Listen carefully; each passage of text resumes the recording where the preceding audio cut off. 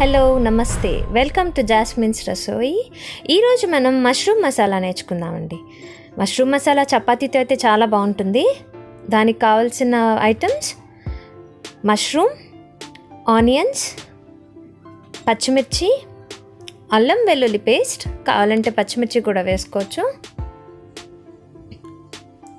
1 table spoon సోపు గింజలు, 1 table spoon ఉప్పు, దాల్చిన చెక్క, యాలకులు, లవంగాలు, 1 బిర్యానీ ఆకు, కట్ చేసి పెట్టుకున్న టమాటోస్ 2, కారం, గరం మసాలా, ధనియా పొడి, జీలకర్ర పొడి,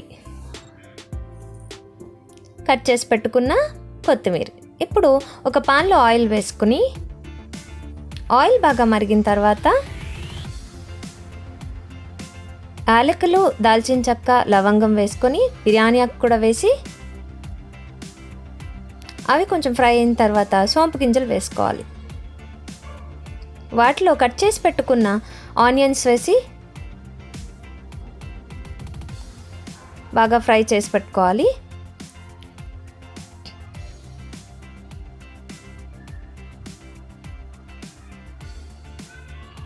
ఇలా బ్రౌనిష్ కలర్ వచ్చినంత వరకు ఫ్రై చేసుకోవాలండి. ఇప్పుడు పచ్చిమిర్చి వేసి దాంతోపాటు మనం ముందుగా తయారు చేసి పెట్టుకున్న అల్లం వెల్లుల్లి పేస్ట్ వేసుకోవాలి. 1 టేబుల్ స్పూన్ వేసుకుంటే సరిపోతుంది.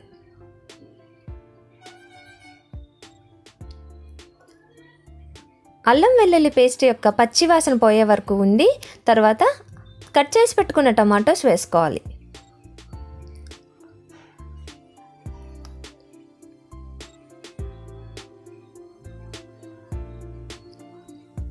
టమాటోస్ ఇలా దగ్గరికి బాగా మగ్గినంత వరకు ఉంచి, నూనె కూడా సెపరేట్ అవుతుంది, చూసారా అండి. ఇప్పుడు పసుపు, ఉప్పు,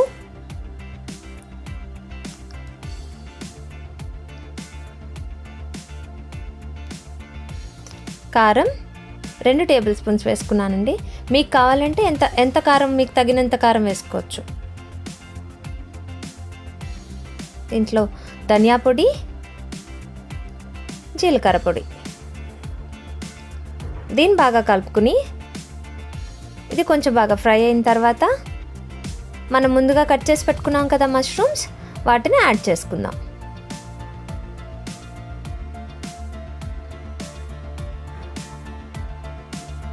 కొంచెం బాగా మిక్స్ చేసి పెట్టుకోవాలి.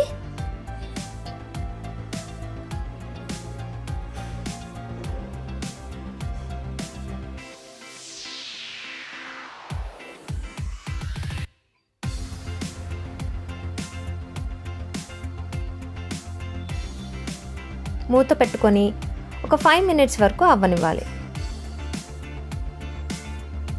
చూసారా, మనకి మష్రూమ్స్ కూడా కొంచెం బాగా ఉడికినట్టు, కర్రీగా తయారైనట్టు కనిపిస్తున్నాయి. ఇప్పుడు ఈ మష్రూమ్ కర్రీలో తగినంత వాటర్ వేసుకొని, కావాలంటే వాటర్ వేసుకోవచ్చండి గ్రేవీ కోసం. దీంట్లో ఫైనల్గా గరం మసాలా 1 టీ స్పూన్ వేసుకొని దీని మీద కొత్తిమీరతో గార్నిష్ చేసుకుందాం.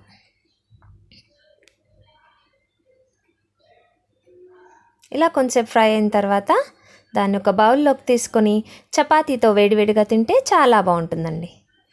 Thanks for watching my videos friends. Please do subscribe.